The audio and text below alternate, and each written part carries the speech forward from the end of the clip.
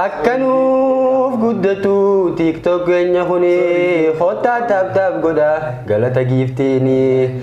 Akkanuuf guddatu TikTok keenya kuni hotaa taap godha galata giiftiini. Dhiyootana baasni sossoosee wal kaase ni torkii dhamnaanu ofirraa callise ni taffaasoonu sila tagallase eegee qofa kaayee godatti hususe huruteechii baasee Facebook barbadeeyse wanniin deebisee dhaammadhu hooyaadha gariin qonyonyatee YouTube jabaannaani akka wajjin jirree ragaa akka bahanii akkanuuf guddatu TikTok keenya kuni hotaa laayikii godha galata sheeriini hotaa laayikii godha galata sheeriini.